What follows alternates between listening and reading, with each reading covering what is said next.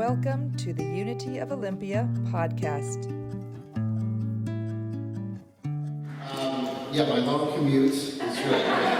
Really worth coming here, and always delighted to join you. I think I've shared, last time I was here to speak for all of you, but I know with Reverend Terry one night how delighted it is to be sharing this space with you, and being able to find a home here. Particularly, in our season right now, we are in our high holiday season, and that for those who know about our long relationship with Unity of Olympia, that it was when we were still over a few blocks down in our old building. It was during these holidays, which draw our largest crowds and our largest, most important holidays of the year, that you so graciously hosted us over on the west side, and that for years we would worship at Unity Church over on the west side in your building. So to be able to kind of come full circle and to host you here is just a real blessing, I think, for us, as well as I hope it is for you. So that's good.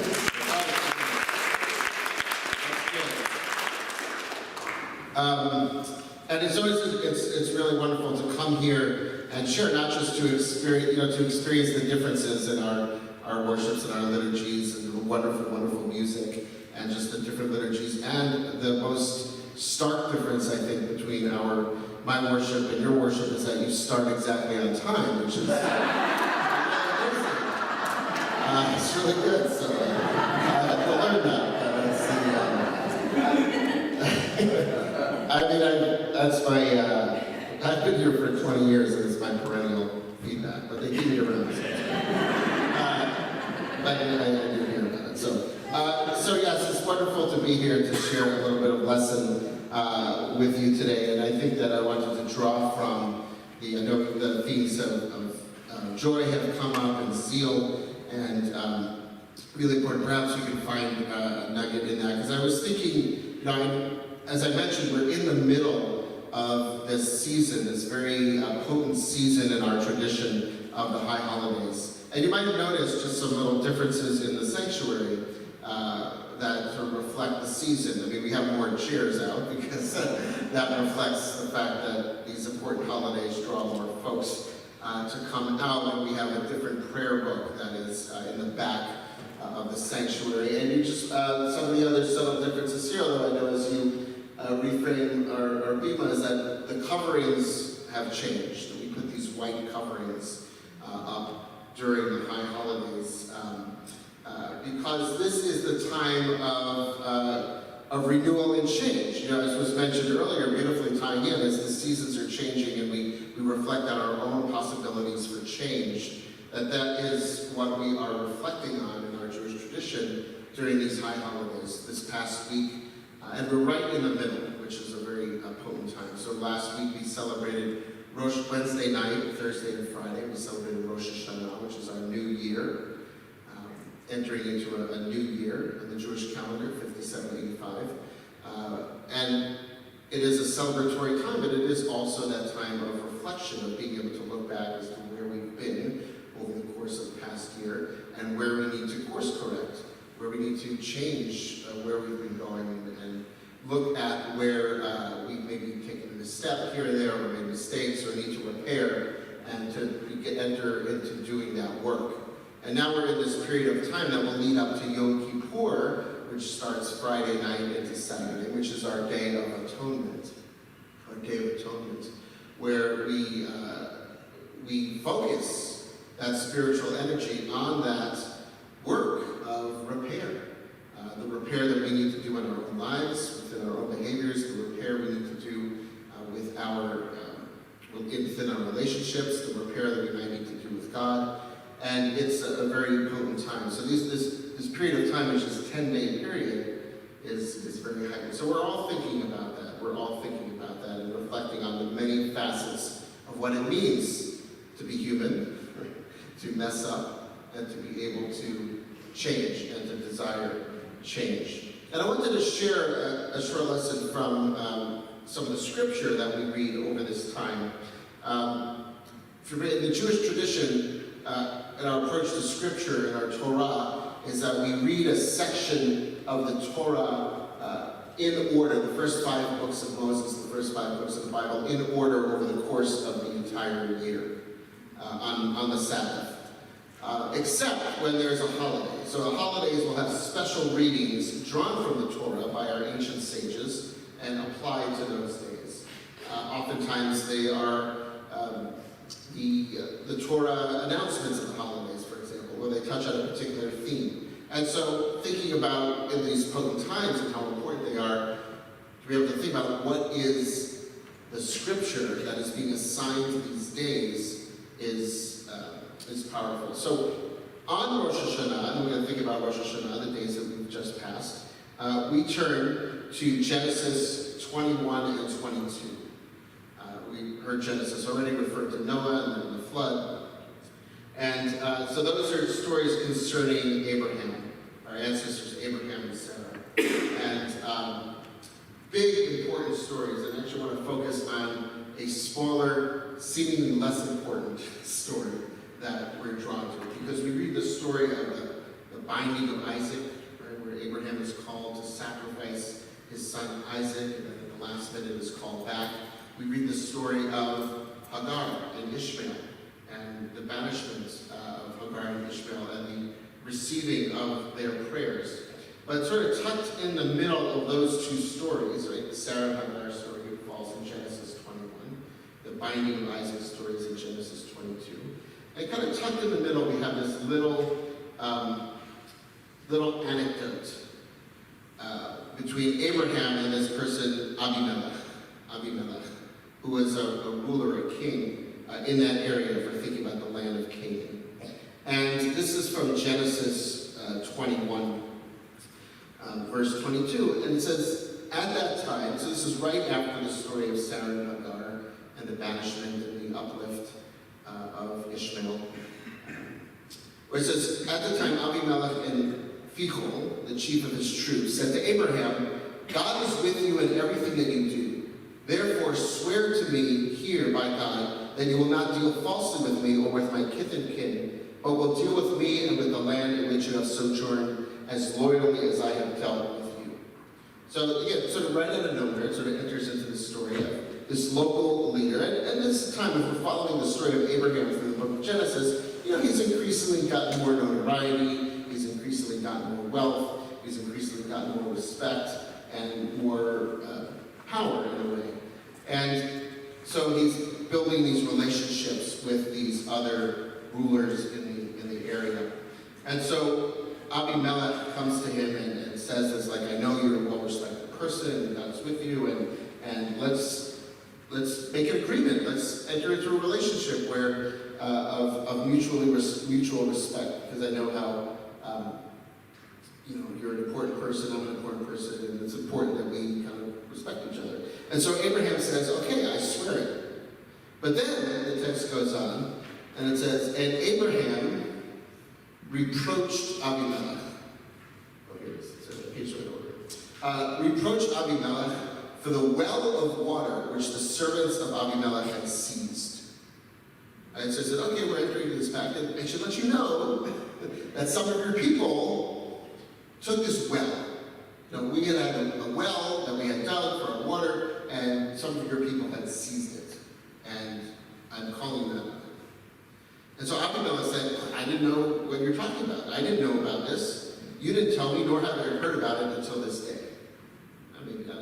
We'll take him at his word that he didn't know about it.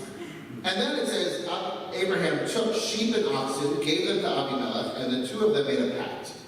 Abraham then set 7 ewes of the flock by themselves, and basically they made this pact. Right? And then this is taking place in a town called Beersheba, right? Which is still a town that exists, because Beersheba means kind of the well of the 7, or well of the oath. And because this oath was made, this pact was made with over 7 lambs. And then Abraham planted a tree, and it became a place. So, kind of a very short story, a short little esoteric story, right, where Abimelech comes to Abraham, makes this offer, saying, let's enter into a pact of friendship, let's make an agreement with each other. And Abraham says, okay, let's do it, but you should know that some of your people have taken something from me. And Abimelech says, oof, basically, oh, I didn't know, I'm sorry about that, and they enter into this, then they exchange gifts, as it were.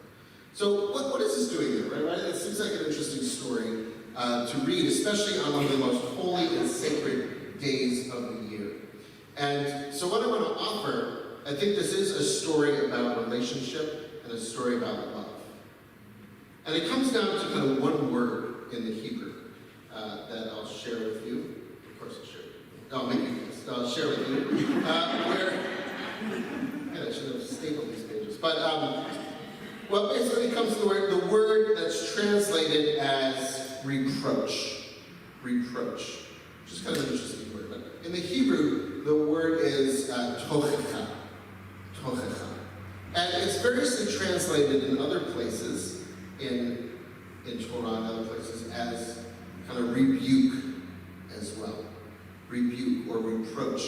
Or as we can see in the action of the story, Abraham kind of airs a grievance, right?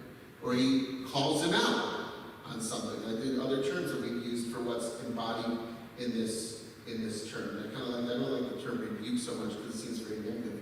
But I think that what it's getting at here and why this word carries so much weight in this story, because really this is an act that, if you look at the context of the story, is the key act. Right? The key act of the story. Not Abimelech making the initial offer, but Abraham saying, you know what, I do want to enter into this relationship with you, but there's a little bit of brokenness that we need to heal. Right? Because this happened.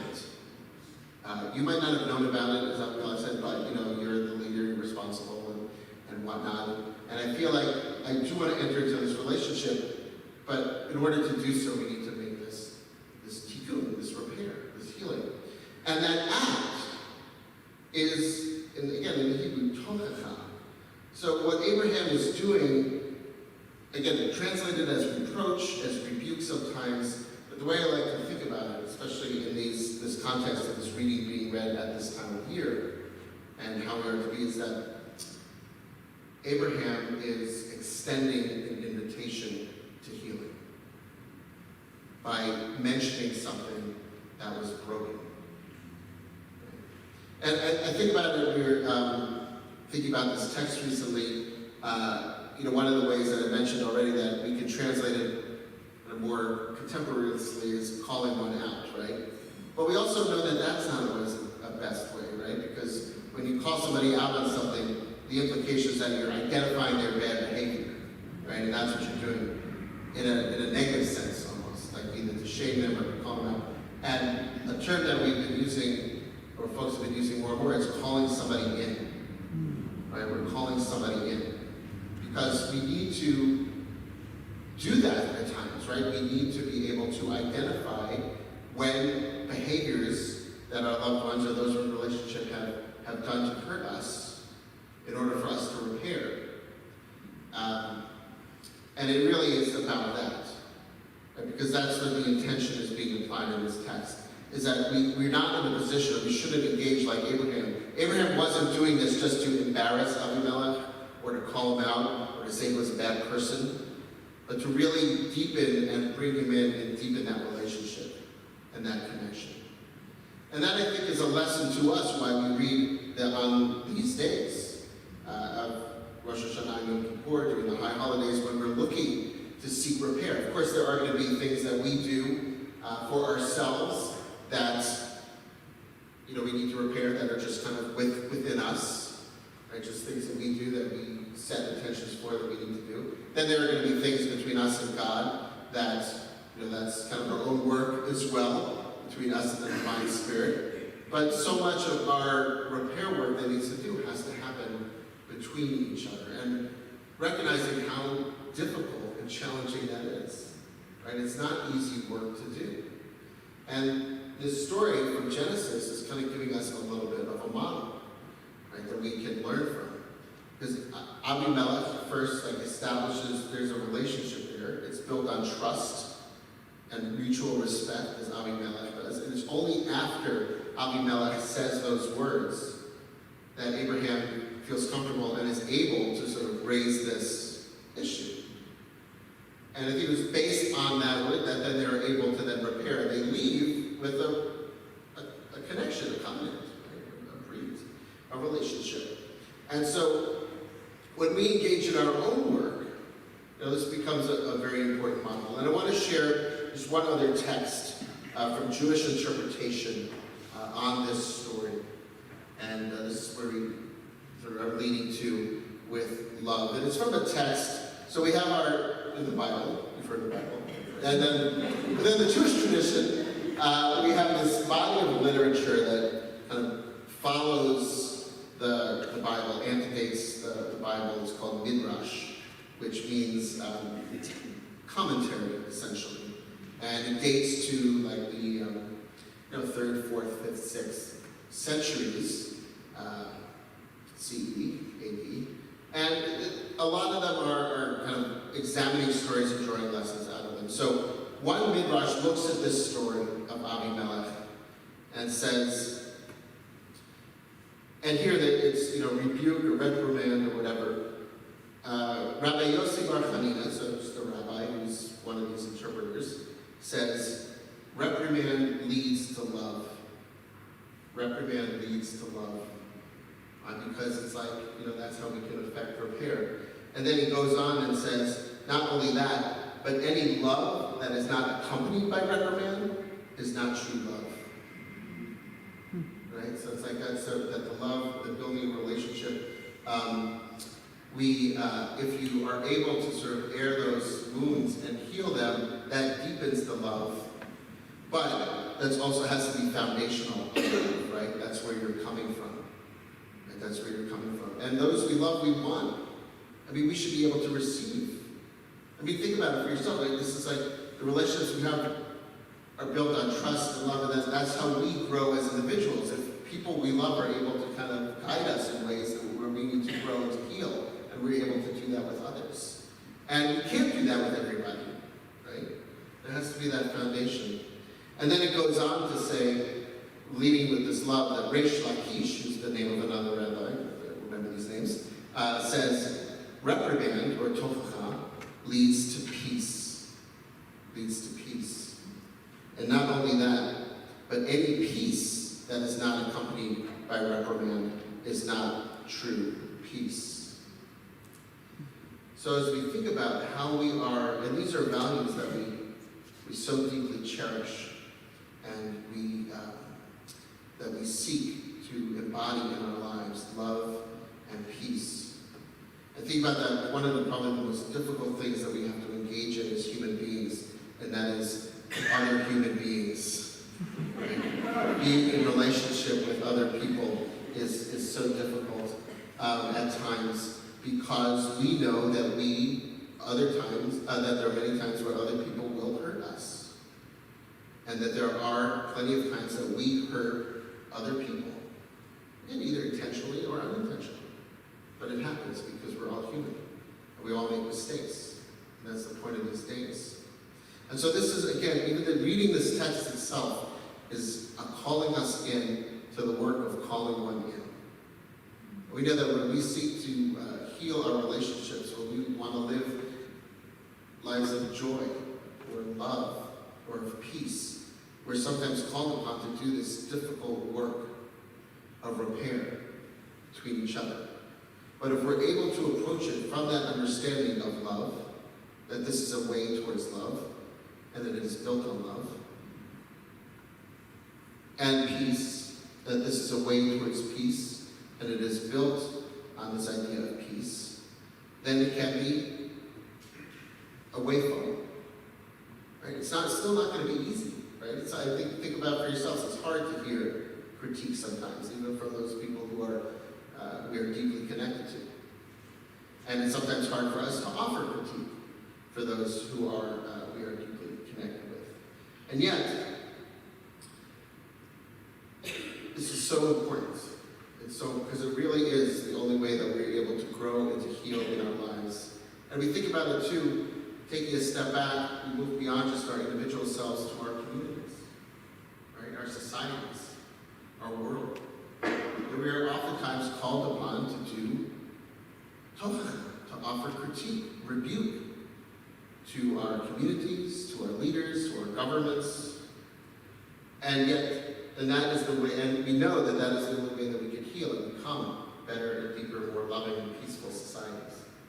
It's not easy work, but it's the work that we're called upon to do. And it is through that, done in a loving way, a peaceful way, a way that is built on trust, that we, like Abraham and Abimelech, are able to kind of move forward, to grow as individuals and deepen their relationships. So I invite you in. I know this is as you embody this space, right, during this time, offer that from our tradition to yours, recognizing that difficulty, but also that it can be, I think, as you just sung about, it could be really joyful work. It could be really joyful work, because it is the work that leads us to becoming better and more fulfilled humans leading wonderful and meaningful lives. So, thank you for inviting